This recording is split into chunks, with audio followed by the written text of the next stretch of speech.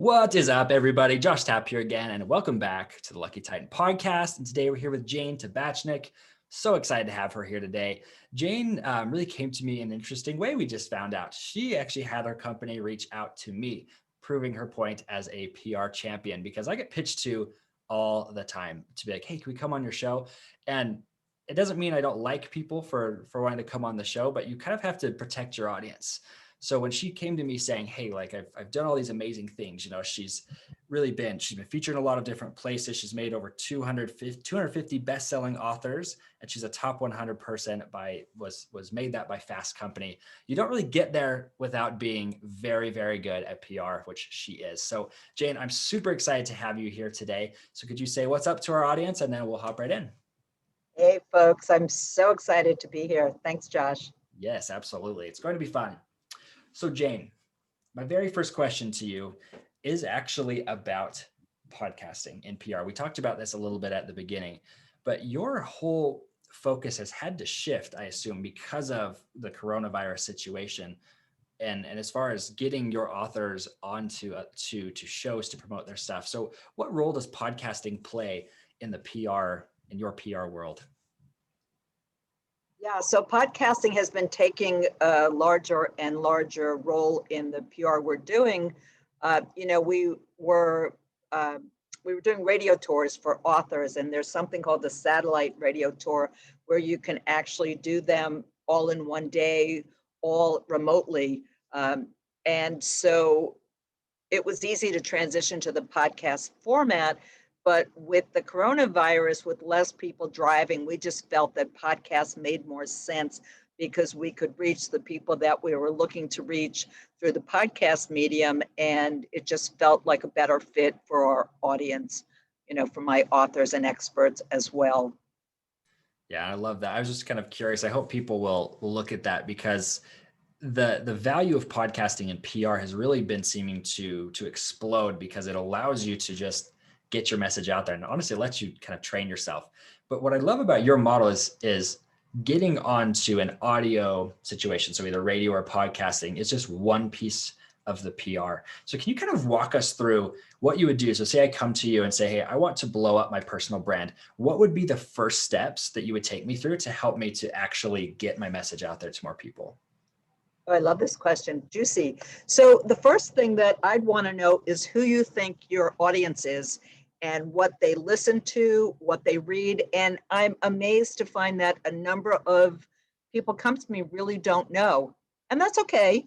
But this is really important to know because you want to fish in the right pond.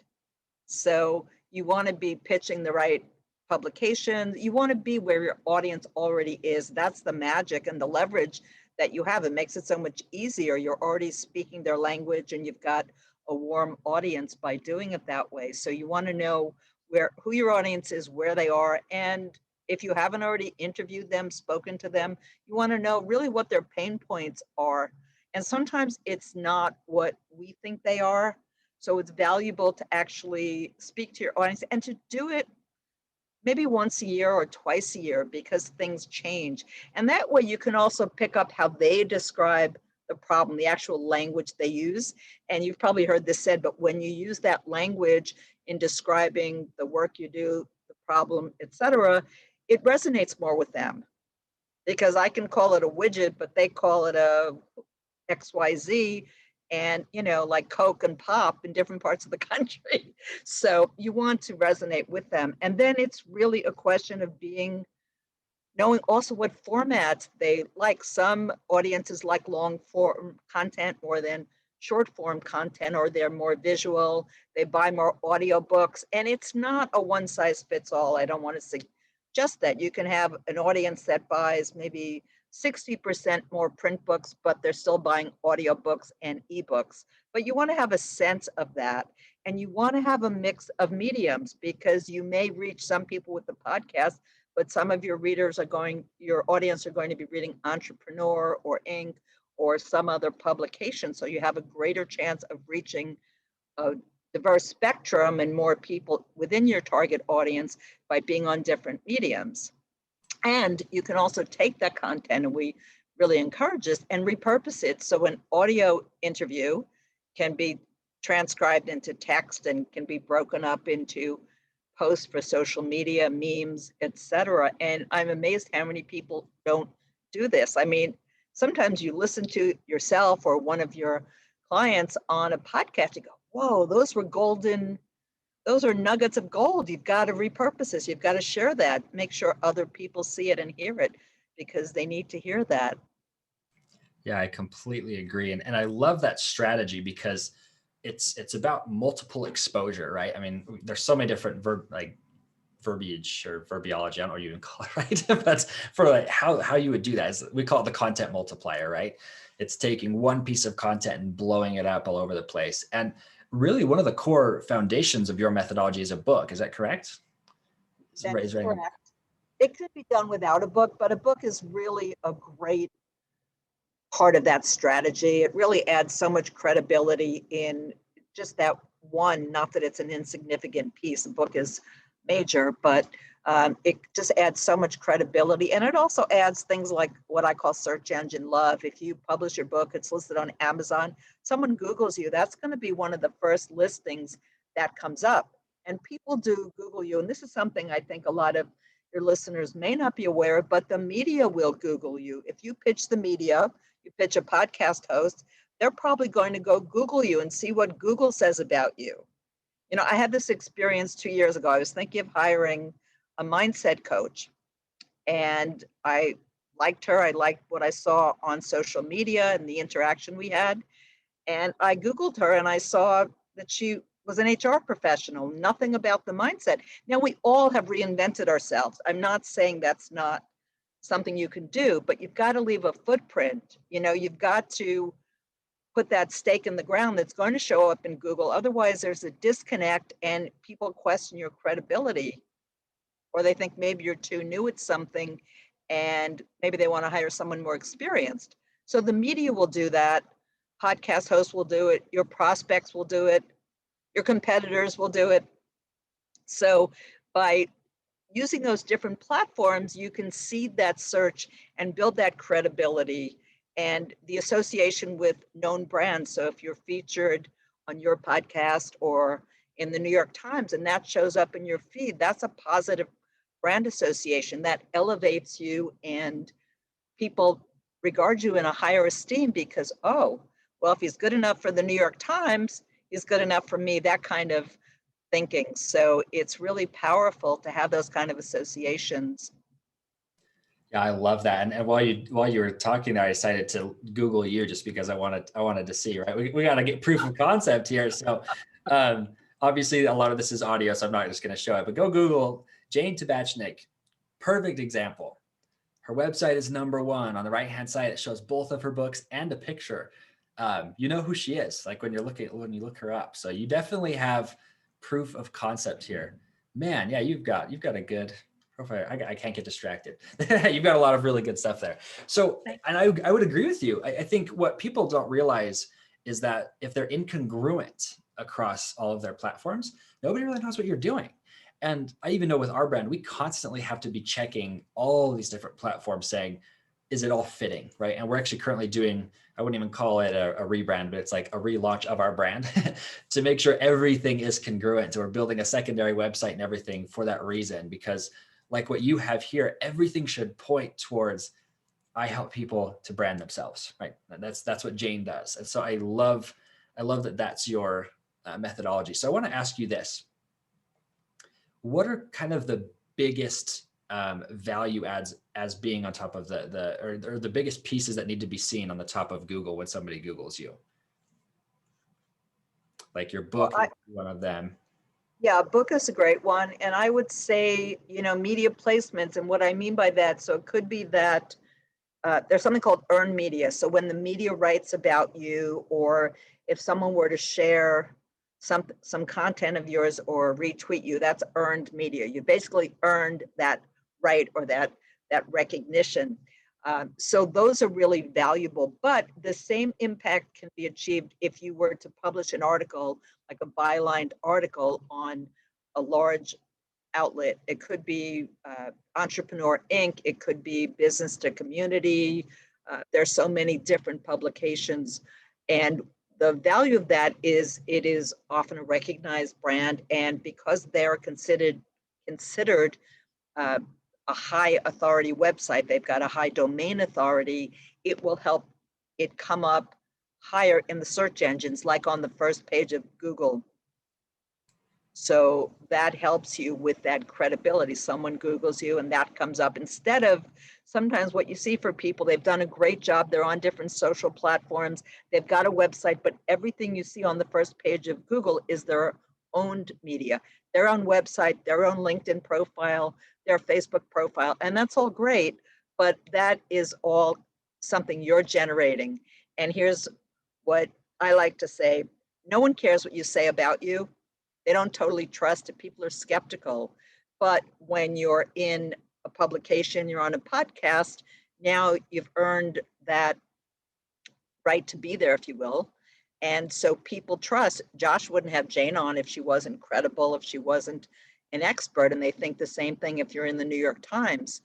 So the media outlet is going to vet you and make sure that you're the real deal before they're going to have you on, unless it's an expose, and then you probably need a crisis management team to manage that, or reputation management. Yeah. Well, and I love that you've brought those up, because one of the big, I think, setbacks for a lot of people, or roadblocks for a lot of people entering our realm, right? Saying, hey, I want to be a coach or an agency, they're trying to kind of get their name out there as a personal brand. People are terrified of the content, right? How do I start and where do I start? And I know for me, one of the best pieces of advice I ever got was, are you comfortable on video? And I said, no, not a chance, right? They said, are you comfortable talking to somebody one-on-one behind a microphone? I'm like, you know what? I could probably do that. I think I am comfortable with that. That's where we started. I did not record the video initially because I was terrified of doing it, right? But eventually you get comfortable with it. But that was how we kind of got into it. So I want to get your take on how you get the content and where you start with the content. Yeah. So we're all comfortable speaking. Some of us maybe could refine our elevator pitch and do better with it, but we, since a young age, spoken language is the primary way to communicate. So I think it's a really easy way for us to create content. And one of the ways I actually create content, I'm a really slow writer. I've been published in publications, but I don't think of myself as a writer, and really I'm slow. So I will speak the article. I love open a Google Doc, use the voice little, transcription technology there, free tool, and I speak it. And yeah, you have to clean it up afterwards, but basically it's a great, easy way to create content in a format that most of us are used to doing and are comfortable with. Yeah, and I love that. So, I mean, I know a lot of people even use like the voice memos app, and then they take the transcription from there. I mean, I found for myself, if I don't verbally say it or I don't write it down, it doesn't, I'll forget it. And it's a great piece of content. And you'll remember 6 months later, you're like, shoot, I should have posted that. I just totally forgot about it. I've made it a habit personally. I have on my phone. I mean, one of my short links is to voice memos for that reason, right? Here's this piece of content, here's what it's about, and then I have our team just goes through and makes a good piece of content out of it, right? And that's for us has been a big benefit, because it's what you're already doing, right? You're not having to like create time to do it. You're already thinking about it. So I love that. Do you recommend people write books that way too? Oh, sorry to interrupt you. But sorry, I was just going to share that I have a similar app on my phone, and I will use it. I'll be out walking, and I usually don't listen to music when I walk. Occasionally, I'll use that time to listen to a podcast, but it's mostly time to be with nature and clear my head and just, kind of think. I get some good ideas that way. And sometimes I do get good ideas and I've got to write that down. So I'll pull out the app, record it, and send it to myself. So I've captured it. I love that. Well, and so my question for you is like, do you recommend doing that for a book as well? I know some people have written whole books doing that. Do you recommend that as a strategy? Yes and no. So I have used that strategy. I don't like when people take the transcript pretty much the way it is, clean up any typos and just publish it. Spoken language and written language are really not the same, and we process them differently. So I think you can create the basic content, but I then feel like it needs to be massaged a bit. And you can have an editor do that. That's a great process, actually. You kind of do a brain dump, if you will, and then you can hand it off to a good editor who already knows your thought process, has the stories, your language patterns, and then can shape it into a book that'll be the kind of book you want to represent your brand. But look, if that's the way you get your book done, it still gets you to be a published author if you speak your book and publish it. And, I think it depends on what you're looking to do with the book. I think, there can be different levels of how you use the book and, who you're going to be sharing it with, that kind of thing. So Yeah, and I really like that. Well, and I think part of the core piece of a brand is like knowing what your core methodologies are and what you're teaching. I think a book does a great job of helping you articulate kind of your riffs, like what you're willing to, or what you want to share. So I want to ask you, how do you help people get those core methodologies or find their voice, right? I don't think you can find your voice until you know what you teach, right? yeah, that's such a great question. So I spend a lot of time trying to get to know my client and what they do. And I guess you could say I'm a bit of a quick study, and maybe a little bit intuitive. So I will get a sense of what they do. I'll feed it back to them, and then I'll usually have an idea of how to incorporate it into the book. So one of the first books I did was for a woman who is a dating and love coach, and she has a great methodology that she came up with called the 3 Ps that she focuses on helping women. And so the book talks about the 3 Ps, this process. It's that each woman has a princess, a priestess, and a peasant within her. And each part plays a role, and when to use those roles and how to support yourself and your love journey is part of what she teaches. So that was what I downloaded from her. And then I said, well, let's put some worksheets in. Let's help the reader explore her princess side, her priestess side, etc. So there are downloadable worksheets that you can go to her website, download them, and it gives people a taste of the process. It extends the ability of the book to be a tool, as well as to give them a taste of her method. And I was actually, this is pretty amazing. I was with her at a conference not that long after the book came out, and she came running over to me really excited, said, I just got this message from Facebook. This person read the book, they saw my posts on social media, and they want to know how they can sign up to coach with me. $7,000 client, boom.